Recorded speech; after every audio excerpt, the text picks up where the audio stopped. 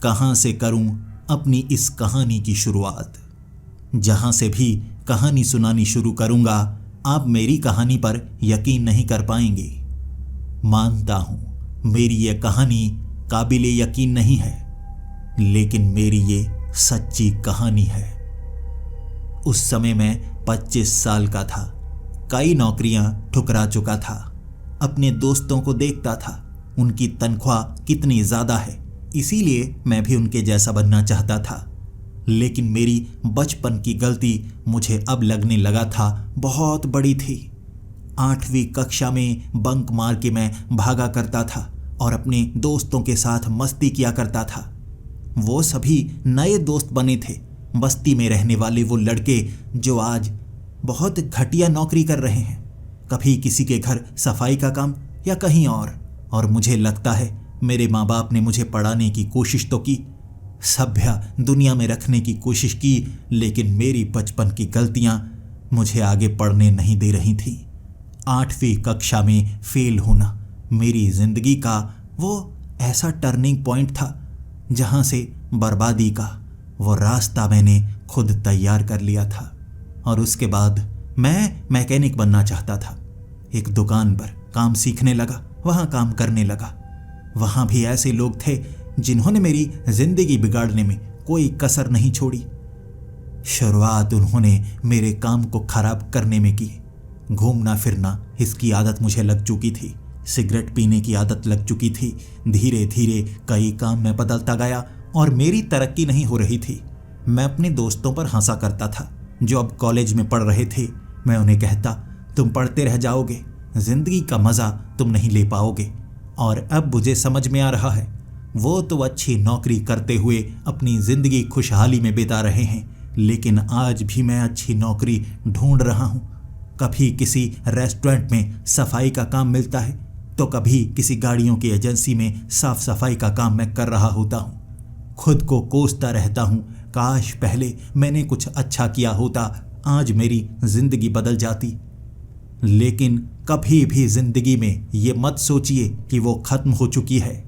ज़िंदगी मौका तभी देती है जब आप काबिल हों। भले ही ये मुझे लेट समझ में आया, लेकिन समझ में ज़रूर गया था।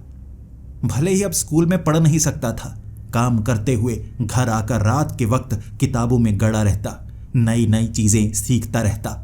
8वीं कक्षा की वो किताबों में जो भी काम की चीज़ें थी पढ़ पढ़ कर मैं याद करने लगा। फिर 9वीं कक्षा की वो किताबें, फिर 10वीं कक्षा की वो किताबें।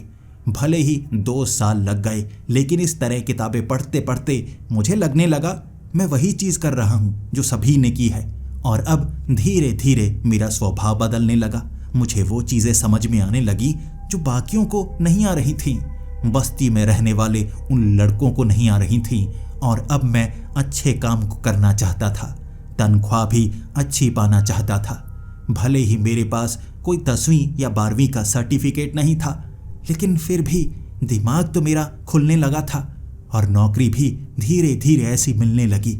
सबसे पहले एक सेल्समैन की नौकरी मैंने 3 महीने की, ठीक ठाक तनख्वाह मिली। प्रेशर के कारण मुझे वो नौकरी छोड़नी पड़ी और उसके बाद रेस्टोरेंट में फिर से सफाई का काम। घर आकर रोने लगा था। मुझे चाहिए था कोई अच्छा काम, जान पहचान लगाना चाहता था। मैं ऐसे लोगों से मिलना चाहता था जो मुझे कहीं काम दिलवा पाएं। और भगवान ने मेरी नियति में ऐसे लोग लिखे थे जो मेरी किस्मत बदल तो सकते थे, लेकिन उनसे कोई उम्मीद नहीं कर सकता था। जब मेरे पास वो पुराने दोस्त आए थे जो बस्ती में रहा करते थे, साफ सफाई का काम किया करते थे, उन्होंने कहा, तुम कभी कहा करते थे कि कोई नौकरी हो तो ज़रूर बताना, इसीलिए आज हम तुम्हारे पास एक नौकरी लेकर आए हैं। एक अमीर आदमी हमारी बस्ती में आया था। कई लड़कों को उसने इकट्ठा किया। कहते हैं कई हफ्तों तक मुफ्त में उन्हें 50 रुपये 100 रुपये देता रहा, जैसे कोई खास काम करवाना चाहता था। कभी नाली साफ करवाता, कभी सड़क के पीछे जो पानी गिरा होता वो उठाकर सड़क की दूसरी तरफ गिराने को कहता और कुछ समय बाद कहता, यहाँ से उठाओ, इस तरफ फेंकना शुरू कर दो। वो कह रहा है कि जिसे भी अच्छी नौकरी चाहिए उसे ये सब करना होगा बिना सवाल पूछे। बस्ती में कुछ लोगों का वो चुनाव करना चाहता है। अगर तुम भी उसके वो काम करना चाहो, हो सकता है तुम्हें अच्छी तनख्वाह मिल जाए, और वैसे भी बस्ती में कोई पढ़ा लिखा नहीं है। तुम 8वीं कक्षा में फेल ज़रूर हो गए थे, लेकिन फिर भी सबसे समझदार तुम हो। तुम कोशिश करना चाहोगे? मैं क्या कर सकता था? वैसे भी वो काम रात को करना था ना। दिन के वक्त तो मैं उस रेस्टोरेंट में साफ सफाई का काम करता ही रहता था, तो मुझे लगा बस्ती में जाकर उस आदमी से मिलना चाहिए। मैं मिला उस आदमी से। वो काम ऐसे दे रहा था जो बहुत ज़्यादा अजीब थे। नाली के पानी को साफ करना, वहाँ हड्डियाँ गिराकर कहता तुम्हें अपने हाथ से हड्डियों को चुन चुन कर नाली से बाहर निकालना होगा, सफाई करनी होगी, और वो भी बारिश में, झाड़ू मारना है। अजीब अजीब से काम होते और मुझे लगने लगा था ये पागल है, लेकिन कमाल था, वो 100 रुपये 200 रुपये दे दिया करता। आखिर ऐसे काम के कोई रुपए क्यों देगा? मैं उसका काम करता रहा। सबसे ज़्यादा ज़रूरत मुझे थी। जब वो कुछ ऐसे काम करने को कहता जिसमें दिमाग लगाना होता, बस्ती का कोई लड़का ऐसा काम कर नहीं पाता। वो काम मैं करता, और उसने अंत में मेरा चुनाव किया। वो अच्छे से मुझे परख चुका था, लेकिन मैंने उसे सिर्फ एक झूठ बताया था। मैंने उसे कहा था कि मैं भी बस्ती में रहता हूँ। वो कहता था तुम तो समझदार हो, इसीलिए तुम्हारी अब जिंदगी बदलने वाली है।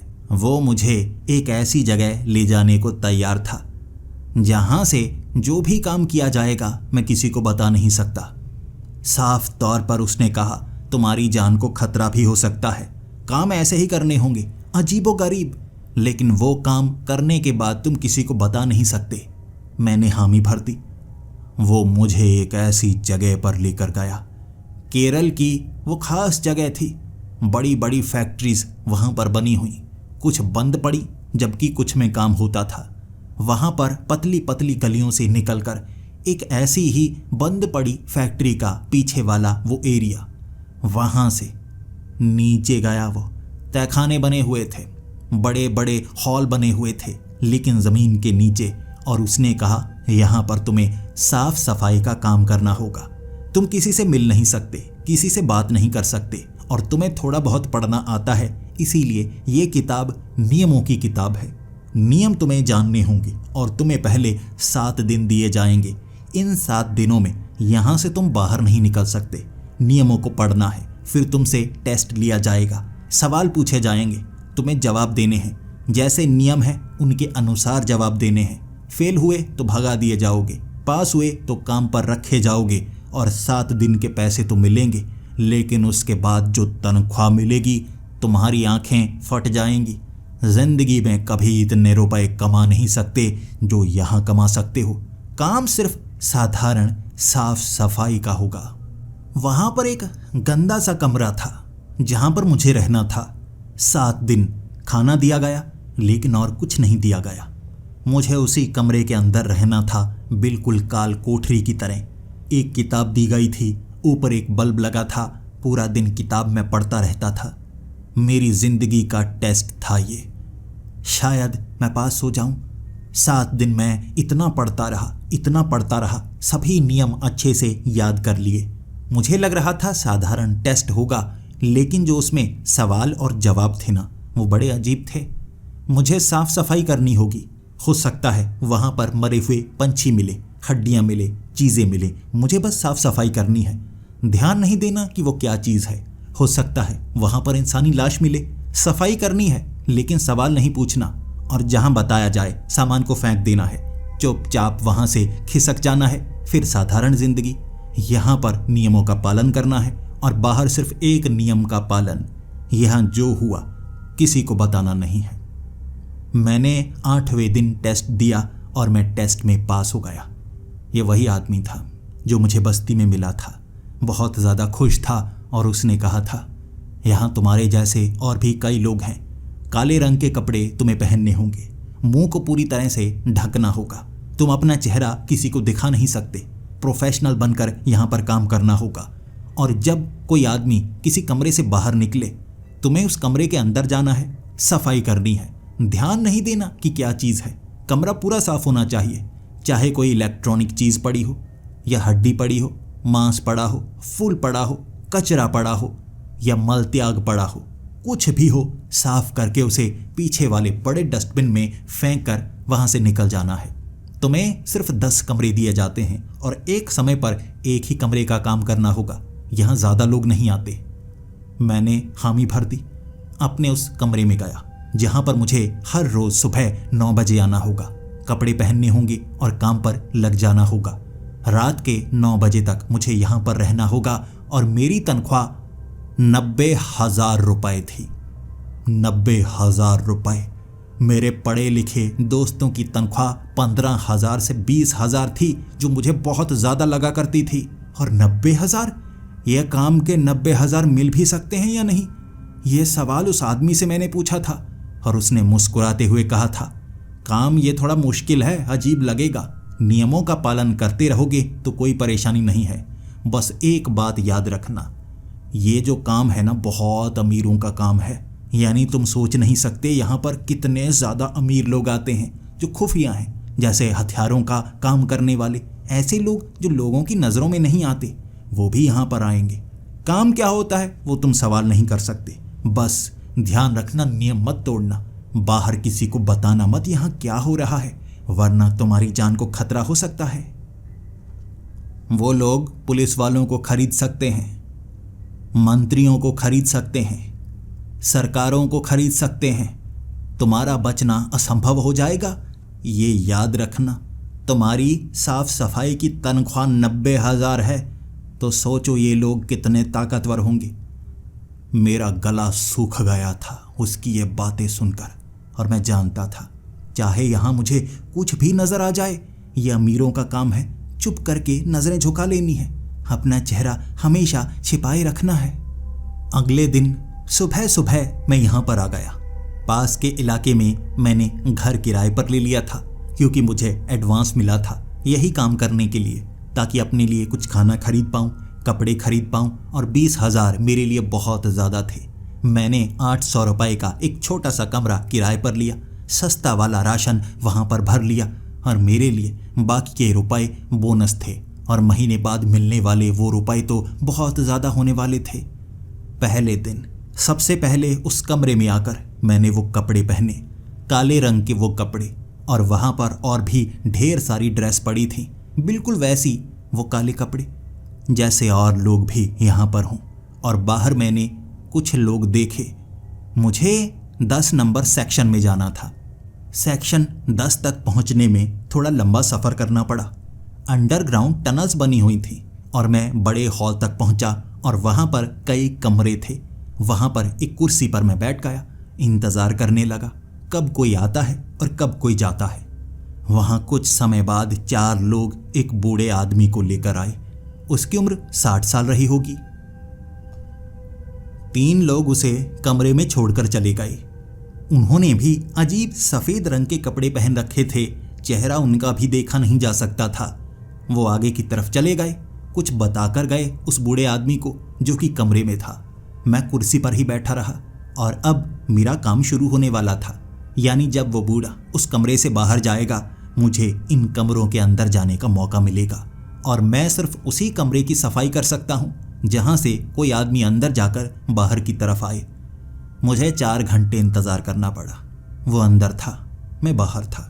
इंतज़ार करता रहा, मैं इंतज़ार करता रहा, और 4 घंटे बाद वो आदमी बाहर की तरफ आया। मैं अपने साथ खाने पीने का सामान रख सकता था। मैं खाना खाता रहा जैसा कि मुझे आदत थी।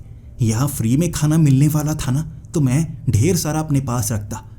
वो बड़े से सूट के बीच से मुंह ढका हुआ था, खाना थोड़ा थोड़ा खाता रहता।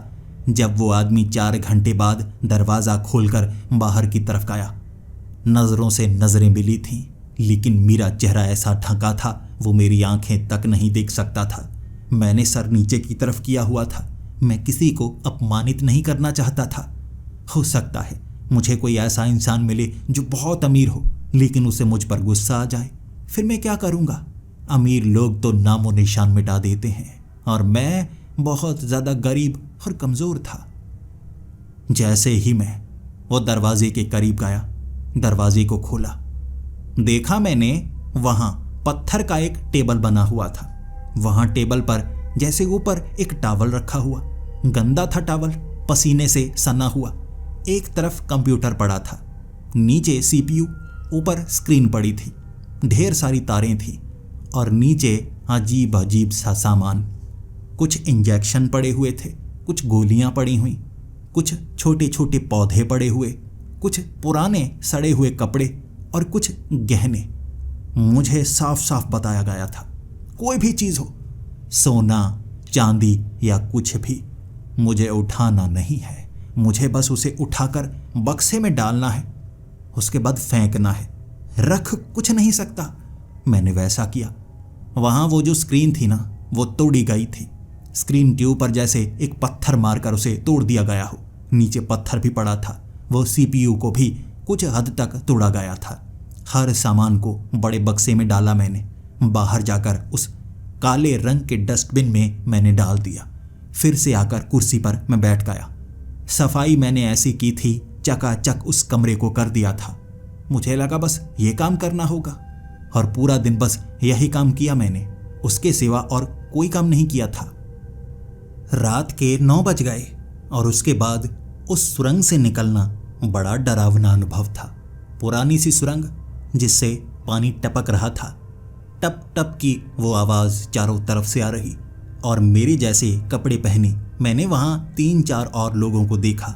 मुझे किसी से बात नहीं करनी थी, चुपचाप बस ये अपना काम करना था।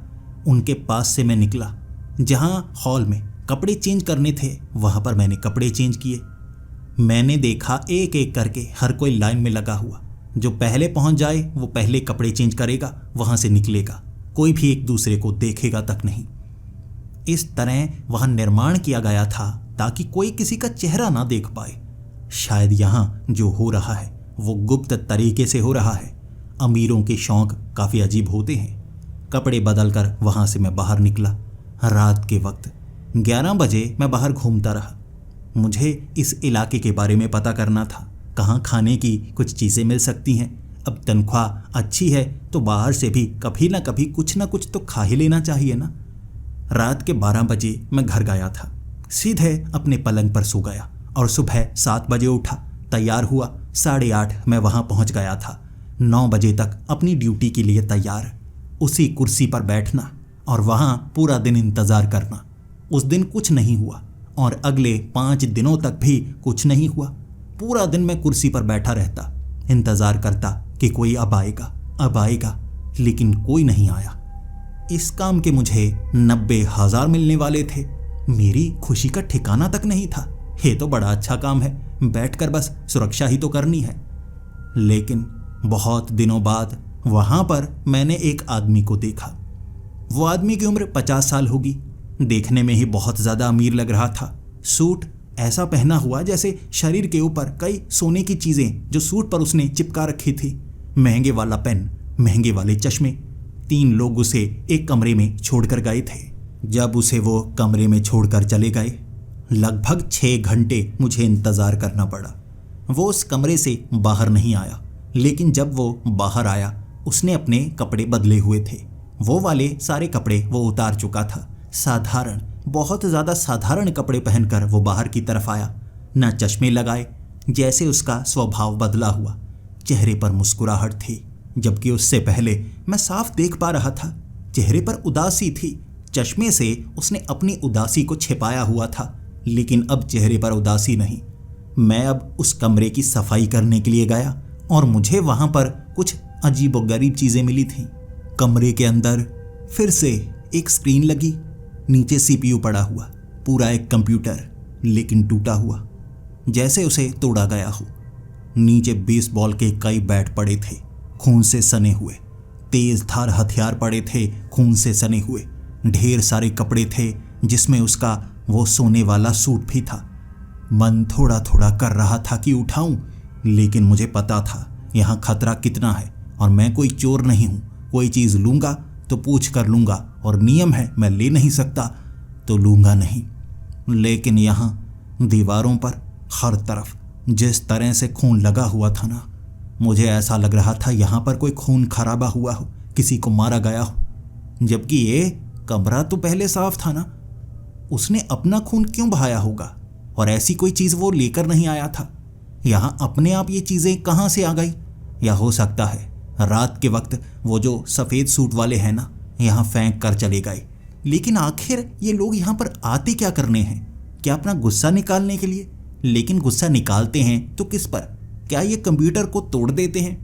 क्या ये कोई गेमिंग रूम है जो गेम खेलते खेलते इन्हें गुस्सा आता है और तोड़कर चले जाते हैं? बस इतने काम के मुझे इतने सारे रुपए मिलते हैं? मेरे पास कोई जवाब नहीं था, लेकिन जवाब ढूंढने के लिए मुझे समय बिताना था। हो सकता है समय पर मुझे अपने आप ये जवाब मिल जाए। मैंने उस कमरे की सफाई की, हर एक सामान को वहां से निकाला, दीवारों को साफ किया, जिसने बहुत ज़्यादा समय ले लिया। रात के 9 बजे तक मैं काम खत्म नहीं कर पाया था। नियम के अनुसार जब तक काम खत्म नहीं होता मैं जा नहीं सकता। रात के 11 बजे तक मैं सफाई करता रहा और उस कमरे को अच्छे से चमकाया। परफ्यूम वहां पर चारों तरफ मैंने उड़ेल दिया था ताकि वो बदबू चली जाए। इस तरह वो काम खत्म हुआ और मैं वहां से घर की तरफ आया।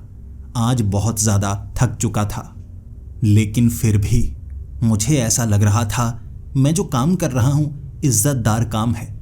वो जो भी करे, मुझे तो बस सफाई करनी होती है ना। इसी तरह से आगे के कई दिन निकले। वहाँ पर कोई नहीं आया। पहले महीने की तनख्वाह भी मिली। मैं बहुत ज़्यादा खुश था। इतने सारे रुपए मैं क्या करूँगा? धीरे धीरे अमीर बनने की मुझे आदत डालनी थी। मुझे लगने लगा था 90,000 तो बहुत ज़्यादा होते हैं। शायद अमीर लोगों के पास इतने रुपए होते होंगे जिससे कुछ भी खरीदा जा सकता है। एक महीने की इस तनख्वाह से मैं एक बाइक खरीद सकता हूँ। कुछ महीने पैसे जोड़कर मैं गाड़ी खरीद सकता हूँ। अरे वाह, जिंदगी बदल गई। लेकिन लगभग 1.5 महीने काम करते हुए हो चुके थे। छोटे मोटे ऐसे कमरे की सफाई के काम मुझे मिलते, जहाँ अजीबोगरीब कई बार फूल गिरे हुए मिलते तो कभी कुछ। लेकिन 1.5 महीने बाद मुझे कुछ ऐसा मिला जिसने मुझे सोचने पर मजबूर कर दिया था। एक आदमी उन्हीं 3 सफ़ेद सूट वालों के साथ कमरे के अंदर गया। पहले तो उसने पूरा सूट पहना हुआ था, लेकिन 4 घंटे बाद जब वो बाहर आया, उसने सिर्फ अंडरवेयर पहना हुआ। शरीर पर ढेर सारे टैटू थे उसके शरीर के ऊपर बहुत ज़्यादा निशान। ऐसा लग रहा था कोई गैंगस्टर हो। मुझे कम से कम 20 से 25 गोलियों के निशान नजर आ रहे थे। चेहरे पर कट का निशान था। शरीर पर बड़े बड़े तेजधार हथियारों से कट के निशान थे। पहले वो गुस्से में गया था। बहुत शांत सा होकर बाहर की तरफ आया था, मुस्कुराता हुआ। मेरी तरफ देखकर वो मुस्कुराया और उसने कहा था, तुम यहाँ पर काम करते हो? मैं घबरा गया। इससे पहले मैंने कभी सोचा भी नहीं था कि मैं किसी को ऐसे जवाब दूंगा या नहीं। नियमों में इसके बारे में तो नहीं लिखा था। ये बताया गया था कि हम किसी से बात नहीं कर सकते। लेकिन उसने सामने से पूछा है, मुझे जवाब देना चाहिए या नहीं। मैं समझ नहीं पाया, लेकिन मैं घबरा भी गया था। वो कोई गैंगस्टर लगता था। ऐसे लोगों से उलझना नहीं चाहिए। प्यार से सवाल पूछा है तो प्यार से जवाब दूंगा।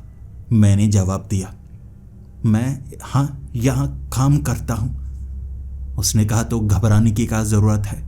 घबराओ मत। यहाँ काम तो अच्छा है ना। अगर कोई अच्छा काम चाहिए तो मुझसे कांटेक्ट करना। मेरे पास कार्ड नहीं है, पता नहीं कहाँ रह गया। मेरे कपड़े कहाँ हैं? आगे जाना होगा ना मुझे उस तरफ जाना होगा। ये बताया गया था मुझे यहाँ अंदर आते वक्त, लेकिन कुछ याद नहीं है मुझे। बाहर की तरफ गया वो। मैं उतनी देर तक बहुत ज़्यादा घबराया हुआ था। और फिर मैं जब सफाई करने के लिए कमरे के अंदर गया, जो दृश्य मैंने देखा उसने मेरी जिंदगी बदल दी थी। खून से सनी हुई दीवारें, तेज धार हथियार और इंसानी शरीर के अंग। कई तरफ बाजुएं पड़ी थीं, कई सर पड़े थे, दिल, अंतड़ियां। वहां कम से कम 5 से 6 लाशें होंगी, इस तरह से कटे हुए कई हिस्से। मैं सहम सा गया, लेकिन ये कहाँ से आए? रात के वक्त यहाँ लोगों को रखा गया होगा। आवाज़ तक नहीं आई और ये अंदर आकर कत्लेआम करके अपने मन की खुशी करके बाहर चला गया। मैंने सफाई की, जिसमें बहुत ज़्यादा समय लगा। रात भर मैं सफाई करता रहा। कंप्यूटर को वहाँ से बाहर फेंका, फिर पूरे कमरे की सफाई की, जिसके बाद मैं उस कमरे की सफाई कर चुका था, लेकिन मेरे दिमाग में शंका इतनी ज़्यादा बढ़ चुकी जिसकी सफाई मैं कर नहीं पा रहा था। मुझे लगा मुझे किसी से बात तो करनी होगी। यहाँ चल क्या रहा है? पहले जो हुआ मानता हूँ, कोई भी कुछ भी कर सकता है, हर किसी का अधिकार है, कैसी भी जगह पर रह सकता है, लेकिन किसी को मारना तो किसी के पास अधिकार नहीं हो सकता। इस तरह से शरीर जो कटे हुए यहाँ पाए गए, इसका किसी को क्या जवाब दूंगा? मैं भी इस घिनौने काम में फंस चुका हूँ और वहाँ इतने ज़्यादा कैमरे लगे हुए थे। मेरा मन करता मैं किसी से बात करूं, लेकिन कैसे? हर तरफ हर एंगल पर कैमरे थे, किसी और का चेहरा मैं देख नहीं पाया था। सवाल मेरे मन में धीरे धीरे उठते गए। अगले 3 महीनों तक कई बार कमरे की सफाई करने के लिए जाता तो वहाँ पर खून, इंसानी अंग, जानवरों के अंग, ऐसी चीज़ें पड़ी हुई मिलती जो मुझे डरा कर रख देती। आखिर ये करते क्या हैं? शायद ये गैंगस्टर हैं, अमीर लोग, ऐसे लोग जो किसी को सज़ा देने के लिए शायद यहाँ लेकर आते हैं, कमरे में बंद करके रखते हैं और फिर जब ये जाते हैं उसके बाद उस कमरे में ये कत्लेआम करते हैं और फिर खुश होकर बाहर की तरफ आ जाते हैं जैसे कुछ हुआ ही ना हो। मुझे लगने लगा था अगर इस काम का भांडाफोड़ हुआ तो मैं भी बुरी तरह से फंसूंगा। उसका जवाब कैसे दे पाऊंगा? मैं भी इस जाल में फंस जाऊंगा, फिर मुझे बहुत बड़ी सज़ा होगी। क्या मुझे यह काम छोड़ देना चाहिए? क्या इस काम को छोड़कर हमेशा के लिए चला जाऊं? लेकिन जाऊंगा तो कहाँ जाऊंगा? ये काम को छोड़ने के लिए मुझे परमिशन लेनी होगी। 1 महीने बाद मैं काम छोड़ सकता हूँ, नियम था जो मुझे उस किताब में बताया गया था। मुझे पता है गैंगस्टर ऐसे होते हैं, जब आप काम करने लगते हैं वो खुश रहते हैं, काम छोड़ने की बात करो वो मार देते हैं। ऐसे काम में दलदल की तरह आपको रखा जाता है। आप वहां रह तो सकते हैं, बाहर नहीं निकल सकते। लेकिन नियम में कहीं भी ऐसा नहीं लिखा था कि मैं अपने ट्रेनर से बात नहीं कर सकता। वही आदमी जिसने मुझे हायर किया था, कभी कभी अपनी परेशानियां मैं उसे बता सकता था। कब छुट्टी करनी है, कब मैं यहाँ किसी मजबूरी के कारण नहीं आ सकता, उसे बताना होगा। और मुझे लग रहा था उससे थोड़ी सी बात तो करूं कि मुझे घबराहट होती है खून देखकर। मैं उसके पास गया। मैंने उसको घबराते हुए ये कहा, सर देखिए आपको कुछ बताना था। आपको पता है मुझे क्या काम करना पड़ता है, लेकिन उसी काम के बारे में थोड़ा सा आपको बताना था। क्या आप बात कर सकते हैं? उसने मुस्कुराते हुए कहा, बिल्कुल बिल्कुल, तुम बात कर सकते हो। मैंने उसको कहा, सर देखो वहाँ कमरे में मैंने खून देखा, कुछ ऐसी चीज़ें देखी जो शायद मुझे नहीं देखनी चाहिए थी। मेरा काम तो सफाई का है, लेकिन खून से थोड़ी घबराहट होती है। क्या वहाँ जो खून है वो इंसानी है या जो भी है, मुझे कुछ समझ में नहीं आ रहा। उसने कहा, समझने की कोई ज़रूरत नहीं है, मुझे भी नहीं पता आखिर उस कमरे में क्या होता है।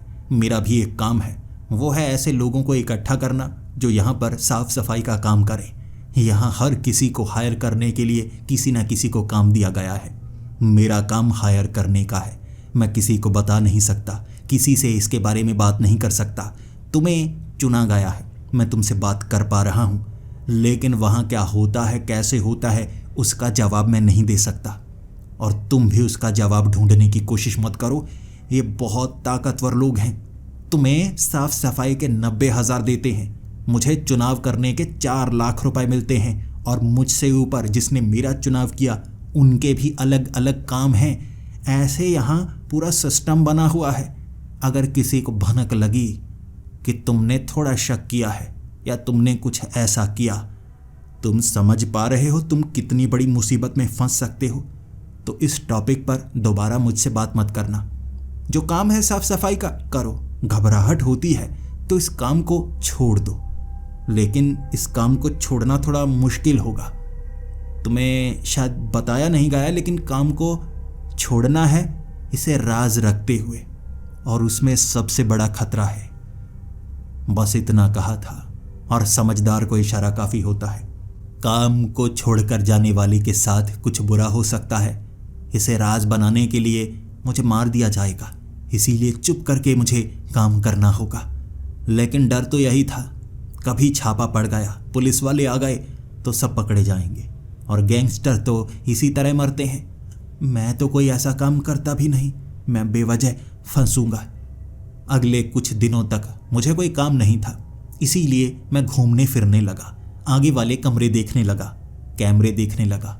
पीछे कैमरे मौजूद थे, कमरों के अंदर कोई कैमरे नहीं थे। उन गलियारों के पास कोई कैमरे नहीं थे। वहां जितनी बार भी घूमना चाहता मैं घूम सकता था। खाने पीने का सामान मेरे पास था। मैं अब हर रोज सुबह आकर वो कमरों के दरवाजों को थोड़ा खोलकर देखता, अंदर क्या है। मुझे बस पता करना था। जिंदा इंसानों को वहां रखा जाता है, बाद में मार दिया जाता है। 7 दिन बाद जब हर कमरे को मैंने देखा था, वहां पर एक 17 साल का लड़का था जो एक कमरे में गया, 2 घंटे बाद बाहर आ गया। जब मैंने उस कमरे के अंदर जाकर देखा, वहां पर एक आंख पड़ी हुई जो किसी के शरीर से बाहर निकाली गई। थोड़ा सा खून था, बाकी लड़कियों के कपड़े। इतना सारा सामान यहां पर कैसे आ गया, जबकि उसने जो कपड़े पहने थे वो बहुत थोड़े थे। सामने मुझे एक स्क्रीन नजर आई, एक तरफ CPU, ढेर सारी तारें, अजीब सी मशीनें, जैसा कि मैं हर बार देखता था।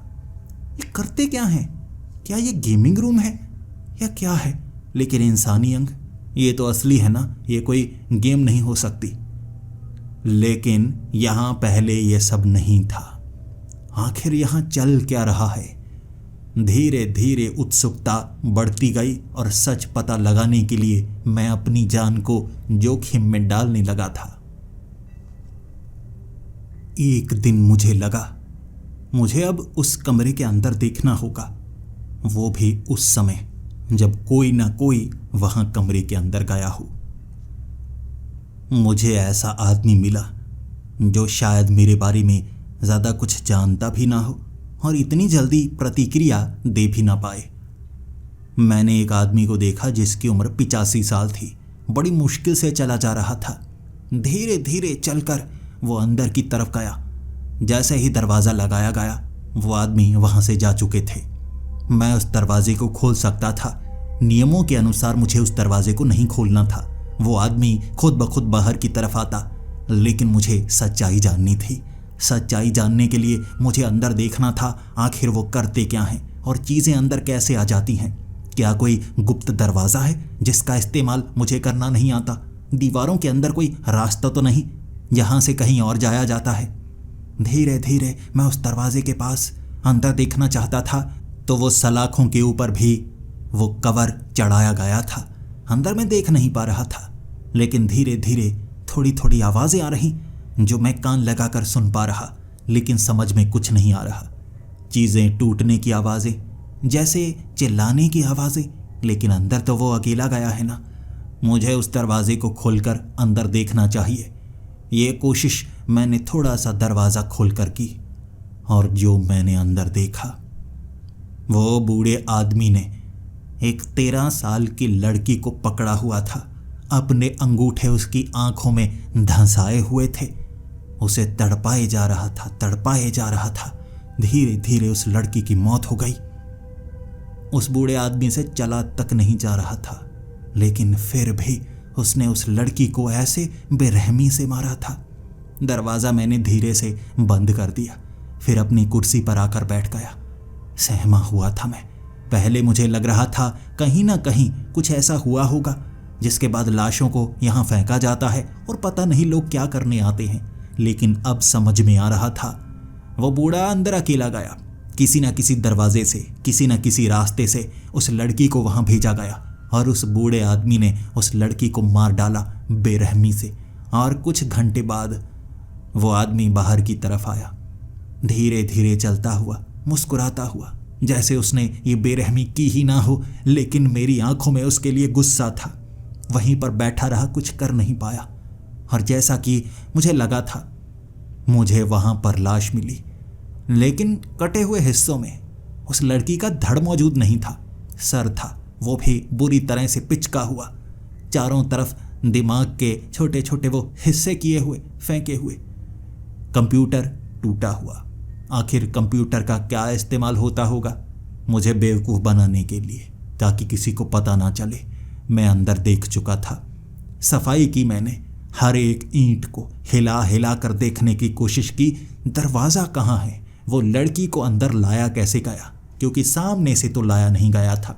मैंने उस कमरे के अंदर अच्छे से झांका था, वहाँ सामान रखा जाता था जो कि कंप्यूटर है, कुछ कपड़े हैं, टॉवल है, लेकिन लड़की वहाँ नहीं आई थी, ये मुझे पता था। अब मैं सोच में पड़ा हुआ। सफाई रात के 11 बजे खत्म हुई, जिसके बाद मैं घर गया। घर जाकर खुद से सवाल कर रहा, क्या ऐसा काम मुझे करना चाहिए जिसमें किसी को तकलीफ होती है? बेरहम गैंगस्टर्स के लिए काम करना, ये तो एक बुरा काम है। क्या मैं पुलिस को बता दूं? लेकिन पुलिस को बताने के बाद नियमों के अनुसार वो मुझे मार सकते हैं। ना सिर्फ मुझे, मेरे परिवार को, मेरे रिश्तेदारों को, हमारे खानदान को इस दुनिया से गायब कर देंगे वो, और पता तक नहीं चलेगा। मैं बाहर घूम रहा था, एक महंगे रेस्टोरेंट में बैठा हुआ। मुझे अपनी ये कमाई हराम की कमाई लग रही थी। मुझे ऐसा लग रहा ये पैसे किसी काम नहीं आएंगे, भगवान मुझे सज़ा ज़रूर देगा। लेकिन जब वहाँ पर बैठे हुए मैंने उस आदमी को सामने वाली एक कुर्सी पर बैठा देखा, मेरी आंखें खुली की खुली रह गई थी। ये वही आदमी था, वही गैंगस्टर जिसके शरीर पर बहुत ज़्यादा निशान थे, जिसने जैसे अंदर कत्लेआम मचाया था। उसे देखते ही मुझे घबराहट होने लगी। मुझे डरना नहीं चाहिए था। जो कपड़े मैं काम पर पहने रहता हूँ कोई मुझे पहचान नहीं सकता, लेकिन फिर भी घबराहट इतनी ज़्यादा थी कि ये तो मुझे मार डालेगा। कहीं मुझसे कोई दुश्मनी ना मोल ले, मुझे वहाँ ले जाकर बेरहमी से मारेगा जैसे ये मारते हैं। मैं जल्दी से कुर्सी से उठा। मेरी नज़र बार बार उसकी तरफ जा रही थी, और जैसे उसका यही काम हो, आंखें पहचान ली उसने, मेरी घबराहट को सूंघ लिया उसने। मैं वहाँ से जल्दी से निकलना चाहता था और धीरे धीरे उसने मेरा पीछा शुरू कर दिया। मैं उससे डर रहा था, वो मेरे पीछे, शायद ये जानने के लिए कि मैं डर क्यों रहा हूँ। मैंने भागना शुरू कर दिया। वो मेरे पीछे पीछे भागता जा रहा। मुझे पता था अगर उसने मुझे पकड़ लिया मुझे जिंदा नहीं छोड़ेगा। जल्दी से बस मुझे यहाँ से निकलना होगा, कहीं दूर चला जाऊँगा ये जगह छोड़कर, ताकि कोई मुझे ढूंढ ना पाए। भागते भागते वो हट्टे कट्टे आदमी ने मुझे पकड़ लिया। एक छोटी सी गली के अंदर मुझे दबोच लिया उसने, गले पर हाथ रखा और कहने लगा, भाग क्यों रहा था? मैं सहमा हुआ, डरा हुआ, हाथ जोड़कर, मुझे मत मारिए। उसने कहा, मैंने कभी किसी को नहीं मारा। तुम्हें क्या लगता है मैं कोई कातिल हूं? मैंने कहा, सर मुझे नहीं पता, बस मुझे मत मारिए। उसने मुझे थोड़ा सा ढीला छोड़ा और कहने लगा, लेकिन तुमने मुझे पहचाना कैसे? मैंने तो तुम्हें पहले कभी नहीं देखा, तुमने मुझे कहाँ पर देखा? और याद रखना, गलत जवाब तो परिणाम भी गलत ही होंगे। मैं उसे क्या बताता? क्या मैं नियम तोड़ता? वहाँ किसी से हम बात नहीं कर सकते, एक बार गलती कर चुका हूँ। अगर सामने से चेहरा दिखाकर ये बताया कि मैं वहाँ काम करता हूँ, परिणाम क्या होगा? लेकिन जब गर्दन पर चाकू रखा गया हो, मौत करीब हो, तो दूर वाली मौत को चुनना सही होता है। वहाँ बाद में मारा जाऊँगा, पहले यहाँ से तो बच लूँ। मैंने उसको कह दिया, मैं वहाँ पर काम करता हूँ सर, आप उस कमरे से बाहर निकले थे, मैंने वो सफाई की थी, कई लोगों की सफाई की थी मैंने, जिन्हें आपने मारा था। उसने मुझे ढीला छोड़ा और कहा, तुझे कह तो रहा हूँ मैंने कभी किसी को नहीं मारा, मुझे तो कुछ याद नहीं है, इतनी अच्छी जिंदगी है। बुरे कुछ काम जरूर किए हैं, लेकिन कुछ ऐसा नहीं किया जिसमें किसी को मारा हो। तुम क्या बात कर रहे हो? मैंने कहा, सर वहाँ कमरे की सफाई की थी मैंने, देखिए मैं झूठ नहीं बोलूँगा, वहाँ कई लाशें थी, मैंने उसकी सफाई की, अगर आपने नहीं मारा तो किसी और ने मारा होगा। उसने कहा, मैंने किसी को नहीं मारा, और किसी ऐसी जगह मैं गया भी नहीं जहाँ पर मुझे लाशें मिली हों। किसकी बात कर रहे हो तुम? मैंने उसको पूरी बात बताई, और फिर उसने मुझे कहा, तुम्हें मुझे वहाँ पर लेकर जाना होगा। मुझे नहीं पता उसके बारे में, आखिर किसी को मैंने क्यों मारा होगा? आखिर लाशें वहाँ क्यों हो सकती हैं? तुम्हें मुझे वहाँ पर लेकर जाना होगा। मैंने कहा, सर आपको वहाँ नहीं लेकर जा सकता, वो लोग बहुत खतरनाक हैं, आप भी वहाँ पर आए थे और आपको याद भी नहीं, या आप याद करना नहीं चाहते? वो खतरनाक लोग हैं। उसने कहा, तुम नहीं जानते मैं कहाँ तक पहुँच रखता हूँ, मैं कितना अमीर हूँ और कितना ताकतवर हूँ। ऐसी संस्थाओं को गायब तक कर सकता हूँ। तुम्हें मुझे वहाँ पर लेकर तो जाना होगा, पूरी जगह के बारे में बताना होगा। मैंने उसे पूरा एड्रेस दे दिया और मैं जानता था मौत नज़दीक है, लेकिन भागूंगा तो कहाँ भागूंगा। अब उनके पास माफ़ी मांग लूँगा और क्या। वो गैंगस्टर जा चुका था। अगले दिन मैं काम पर था। पिछले कुछ दिनों से कोई यहाँ पर आया नहीं था और मुझे लगा था कुछ आने वाले दिनों तक कोई नहीं आएगा। 3 सफ़ेद कपड़े वाले वो लोग उसी गैंगस्टर को उठाकर लेकर आ रहे। बेहोश था वो, बेहोश, घसीट कर लेकर आया जा रहा उसे उसी कमरे के अंदर। और उन 3 सफ़ेद कपड़े वाले लोगों ने मुझे पकड़ रखा था। पहली बार वहाँ अंदर जो हो रहा था मैं सामने खड़ा होकर देख रहा था, क्योंकि उसमें मैं भी था।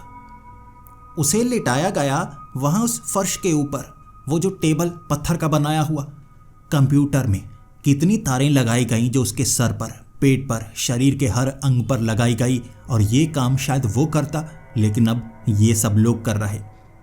फिर जैसे ही कंप्यूटर को ऑन किया गया, दीवारों के ऊपर चित्र बनने लगे। दीवारें साधारण थी। कमरे के अंदर दृश्य बना उसी जगह का, वो गली का। जब उसने मुझे गर्दन से पकड़ा हुआ, वहां ऐसा आदमी था बिल्कुल मेरे जैसा दिखने वाला। फिर वो पूरा दृश्य चला जैसे वहां पर हुआ था, कमरे में, जैसे वो पूरी जगह बनी हुई, वो रेस्टोरेंट भी। वो आदमी ने बिल्कुल वैसा किया और एक झटके में वो फर्श पर फिर ये कमरा बन गया। वो सफ़ेद कपड़े वाले लोगों ने उसे पकड़ा, घसीटते हुए उसे बाहर की तरफ ले गए। वो आधे होश में था, आधा बेहोश था। फिर एक आदमी ने मुझे पकड़ा, वहीं पर लिटा दिया। मैं उससे लड़ने लगा, धक्का देने लगा और उसने मेरे कपड़े जल्दी से खींचकर फाड़ दिए और मुझे वहां पर लिटाकर मुझे भी वो तारें लगाकर सन्न कर दिया। इंजेक्शन जब मेरे कंधे पर लगाया गया, मैं निढाल सा हो गया था। अपने आप वो सब तारें अपने ऊपर लगा रहा था मैं, लेकिन डरा हुआ, खौफ में। और फिर वही दृश्य वहां पर दोबारा चला, लेकिन इस बार ये ऐसा दृश्य नहीं था जो मैं दूर से देख रहा। मैं वहीं पर दोबारा आ गया। इतिहास की वो घटना मुझे दोबारा नजर आ रही थी। और उसके बाद वो दृश्य और उसके पहले वाले कुछ दृश्य, वहां पर नजर आई वो लाशें, कमरों से सफाई करने वाली वो लाशें, चीज़ों को उठाना, सब काम करने। यहाँ पर किए गए सारे के सारे काम मुझे दृश्य की तरह वहाँ पर नज़र आ रहे थे और मुझे वहाँ पर बात करने का मौका भी मिल रहा था। वो सफ़ेद कपड़े वाला आदमी तब मुझे जवाब देकर कह रहा था, तुम्हें पता है यहाँ क्या होता है? किसी को मारा नहीं जाता, काटा नहीं जाता। यहाँ असल में सपनों का अनुलोपन होता है। ये मशीनें बनाई हैं उन अमीर लोगों के लिए जो अपने इतिहास से बहुत ज़्यादा प्रताड़ित हैं, जिन्होंने किसी को मारा हो, किसी को दंड दिया हो, या उसका अपना दुख जो यहाँ पर दृश्य चलता है जिंदगी का सबसे भयानक, उसे दिमाग से मिटाया जाता है। लेकिन सपनों के प्रतिलोपन में कई बार सृष्टि के अंतराल में फर्क पड़ता है, तो वो दृश्य असली जैसे हो जाते हैं। वहाँ कट कर, फट कर सपनों के वो अंग, सपनों के वो हिस्से यहाँ कमरे में गिरे हुए तुम्हें मिलते हैं। तुम बस उनकी सफाई का काम करते थे, लेकिन तुम उसके बाद और जानना चाहते थे, इसीलिए यहाँ तक पहुँचे हो। जैसे उनकी याददाश्त, उनका इतिहास मिटा दिया जाता है, तुम्हारा भी इतिहास मिटा दिया जाएगा। वो घटनाएं, यहाँ पर आना, यहाँ पर काम करना, उसे मिटाया गया। बस उस दिन तक याद रखा गया जब मैं टेस्ट देने के लिए यहाँ पर आया था। मैं बेहोश हो गया था। फिर मैं वहीं पर, अरे मेरा तो टेस्ट था ना, यहाँ पर मैं आया था, अजीब सी जगह है, मैं बेहोश कैसे हो गया? वो आदमी मेरे सामने बैठा, उसने मुझे जवाब दिया, तुम्हारा चेहरा मुझे पसंद नहीं है, निकल जाओ यहाँ से, दोबारा यहाँ काम करने के लिए नहीं आना। उसके ये जवाब से मैं सन्न हो गया। सर एक मौका तो दीजिए ना सर मेरा चुनाव हुआ है ना सर क्या मैं काम नहीं कर पाऊंगा? मेरा चेहरा पहले तो सही था ना सर, आपने टेस्ट लिया ना मेरा वहाँ उस बस्ती में। उसने कहा, नहीं, तुम्हारा चेहरा मुझे पसंद नहीं, तुम यहाँ से जा सकते हो, काम नहीं कर पाओगे, निकलो। क्या कोई इसे लेकर जाएगा? सिक्योरिटी।